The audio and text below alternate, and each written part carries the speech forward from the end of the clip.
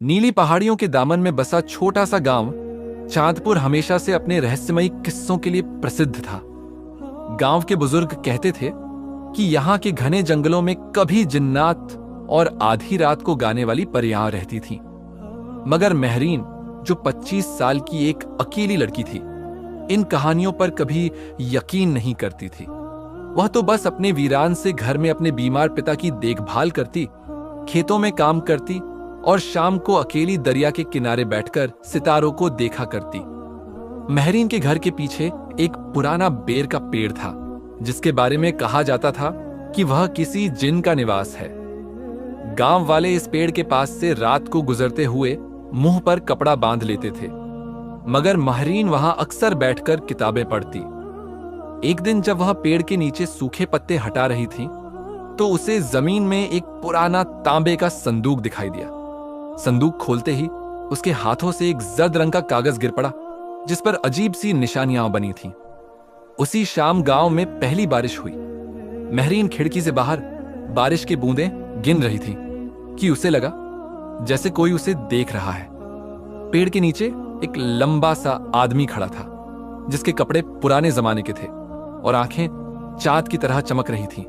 वह आदमी जब मुस्कुराया तो महरीन के रोंगटे खड़े हो गए। उसकी सांस तेज हो गई जब उसने देखा कि वह आदमी हवा में घुलता चला गया। अगले दिन महरीन ने गांव के सबसे बूढ़े आदमी हकीम बाबा को वह पुराना कागज दिखाया। बूढ़े ने आंखें फाड़कर कहा, बेटा, यह तो जिन्हों की जबान है। यह कहता है कि इस पेड़ के नीचे एक ऐसा आदमी दफन है जो 100 साल पहले एक औरत के प्यार में मारा गया था। वह हर बारिश की रात जिंदा हो जाता है। महरीन को यकीन नहीं आया, मगर अगली बारिश की रात जब वह अपने कमरे में लेटी थी तो उसे कोई दरवाजा खटखटाने की आवाज सुनाई दी। दरवाजा खोला तो वही पुराना आदमी खड़ा था। उसके होंठों पर एक उदास मुस्कान थी। तुमने मेरा खत पढ़ लिया? उसने कहा। महरीन के मुंह से चीख निकल गई, मगर वह भाग नहीं सकी। उस रहस्यमय आदमी ने उसका हाथ पकड़ लिया। उसके हाथ में कोई गर्मी नहीं थी, बस एक ठंडक थी जो महरीन के शरीर में उतर गई। मैं तुम्हें अपनी कहानी सुनाना चाहता हूं, उसने कहा। उसने बताया कि वह शहजादा अयाज था, जो कभी इस गांव का हुक्मरान था। एक देहाती लड़की से प्यार हो गया था, मगर उसके परिवार वालों ने उसे जहर देकर मार डाला था।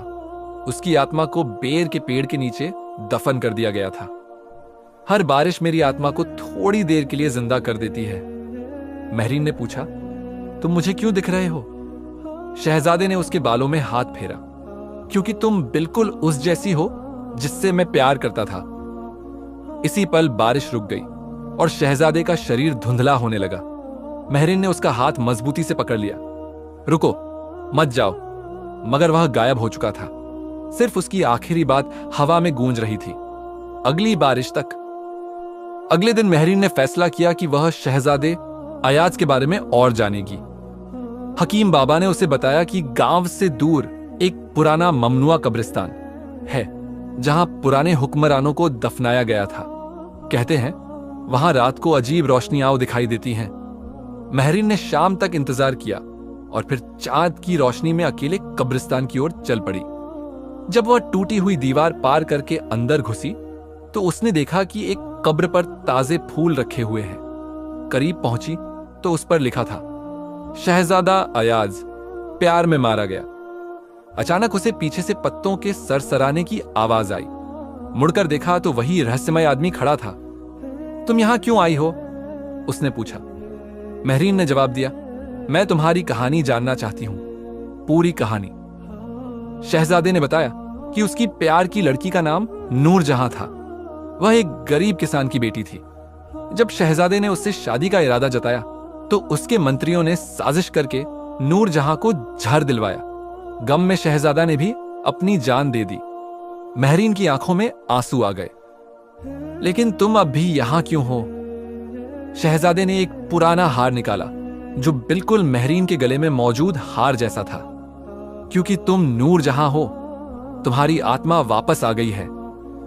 जब महरीन ने गांव वापस जाकर नूरजहां के बारे में पूछा तो किसी बुजुर्ग ने बताया कि 100 साल पहले वाकई एक लड़की इसी नाम से यहां रहती थी, जो रहस्यमय तरीके से मर गई थी। उसकी कब्र भी ममनुआ कब्रिस्तान में थी। महरीन ने नूरजहां की कब्र ढूंढ निकाली।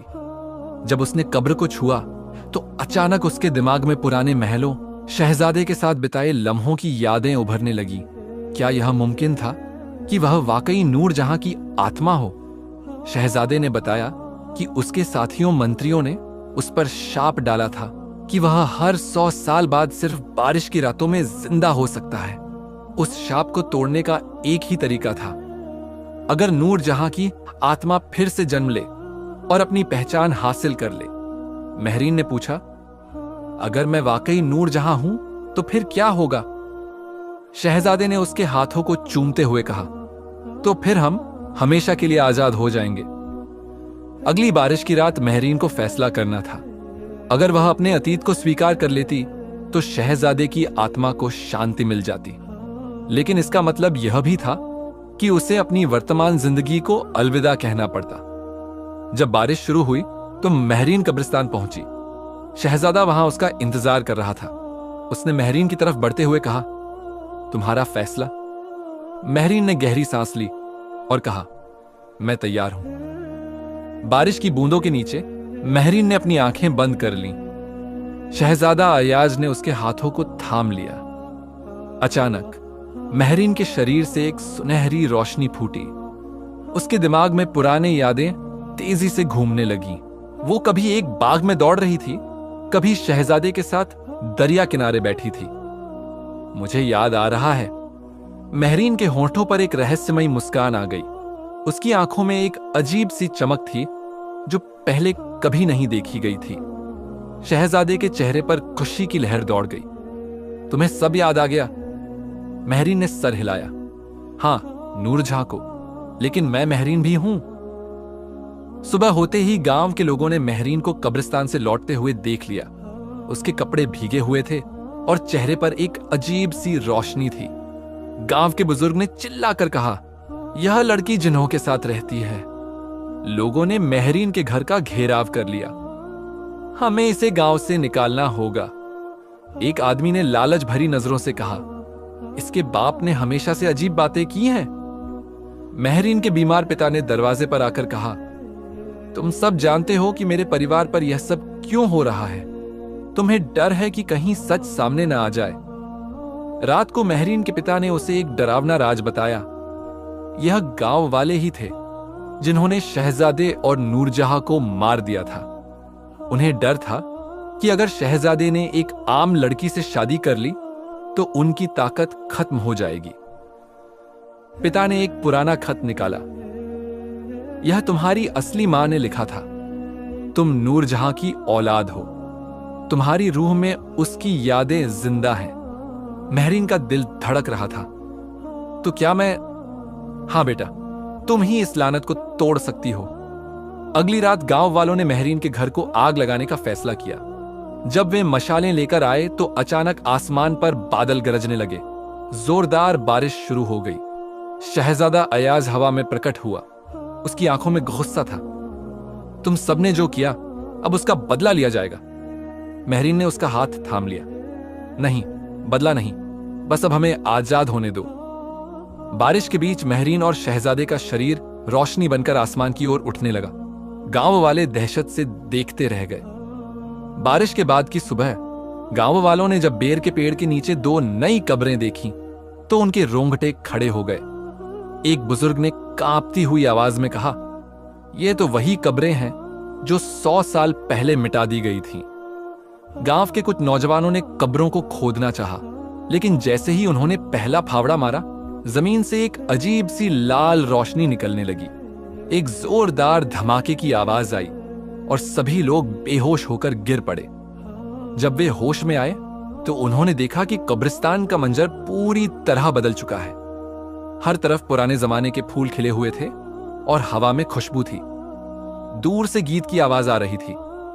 गांव वाले हैरानी से उस तरफ बढ़े तो उन्होंने एक ऐसा दृश्य देखा जिसे देखकर उनकी सांसें रुक गईं। एक हरे भरे मैदान में शहजादा अयाज और महरीन, अब नूरजहां, खुशी से घूम रहे थे। उनके चारों ओर पुराने जमाने के लोग थे जो कभी मर चुके थे। गांव वालों ने पहचान लिया कि ये वही लोग हैं जिन्हें उनके पूर्वजों ने मार डाला था। नूरजहां ने मुड़कर गांव वालों की तरफ देखा। उसकी आंखों में ना गुस्सा था ना नफरत, बस एक गहरा सुकून था। तुम्हें डरने की जरूरत नहीं, उसने कहा। हम तुम्हें नुकसान नहीं पहुंचाएंगे, बस अपनी कहानी सुनाना चाहते हैं। शहजादे ने बताया कि दरअसल नूरजहां कोई आम लड़की नहीं, बल्कि एक दूसरे इलाके की शहजादी थी जो जंग में गुम हो गई थी। गांव के बुजुर्गों ने उसे पनाह दी थी, लेकिन जब उन्हें पता चला कि वो शहजादी है, तो उन्होंने उसे मारकर उसके जेवर चुरा लिए थे। तुम्हारे घरों में आज भी वे जेवर मौजूद हैं, नूरजहां ने कहा। यही तुम्हारी बदकिस्मती की वजह है। गांव वाले शर्म से सिर झुका गए। उनके पूर्वजों के गुनाहों का बोझ अब उन पर भारी पड़ रहा था। एक बुजुर्ग ने रोते हुए कहा, हम माफी के लायक का नहीं, लेकिन अगर कोई रास्ता हो तो बताओ। शहजादे ने गहरी सांस ली। एक ही रास्ता है, वे जेवर वापस करो जो तुम्हारे पास है। उन्हें उनकी असली जगह पर रख दो। अगले कई दिनों तक गांव वाले अपने घरों से पुराने जेवर निकालते रहे। हर कोई अपने परिवार का गुनाह धो रहा था। जब सारे जेवर बेर के पेड़ के नीचे रख दिए गए तो एक अजीब सी रोशनी फूटी। जमीन हिलने लगी और पेड़ के पीछे से एक पुराना दरवाजा नजर आने लगा। नूरजहां ने मुस्कुराते हुए कहा, यही वह जगह है जहां से हम असल में ताल्लुक रखते हैं। शहजादा और नूरजहां ने हाथ मिलाया। अब हमारा काम पूरा हो चुका है, शहजादे ने कहा। हम वापस जाएंगे। तुम्हारे लिए यह दरवाजा हमेशा के लिए बंद हो जाएगा। गांव वालों ने विनती की, लेकिन क्या हम फिर कभी तुम्हें नहीं देख पाएंगे? नूरजहां ने मुस्कुराकर जवाब दिया, हम हमेशा तुम्हारे आसपास होंगे, बस देखने वाली आंखों की जरूरत होगी। दरवाजे से एक सुनहरी रोशनी फूटी। शहजादा और नूरजहां धीरे धीरे उस रोशनी में विलीन होने लगे। गांव वालों ने देखा कि जाते जाते दोनों ने एक दूसरे की ओर मोहब्बत से देखा। फिर अचानक सब कुछ खत्म हो गया। दरवाजा गायब हो चुका था।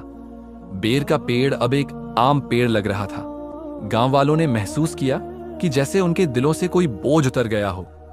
इस वाकये के बाद चांदपुर गांव कभी पहले जैसा नहीं रहा। लोगों ने अपनी जिंदगियां बदल दी।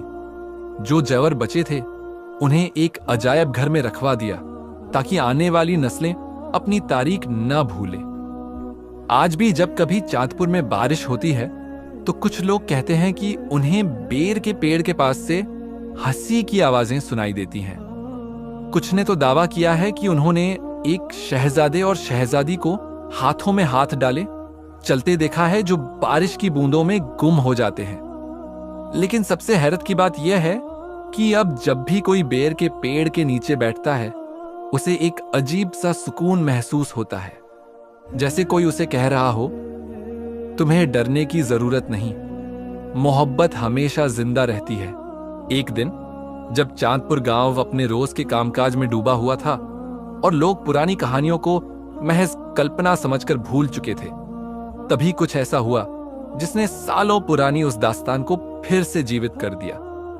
आसमान में बादल छाए हुए थे, हल्की बारिश हो रही थी, और वही पुराना बेर का पेड़ जिसके नीचे कभी एक जादुई दरवाजा खुला था, खामोशी से खड़ा था।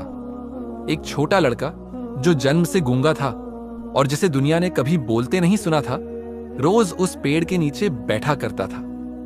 लोगों को लगता था कि वह बस पेड़ की छांव में खेलता है, लेकिन वह वहां किसी अनकही शांति की तलाश में बैठा करता था।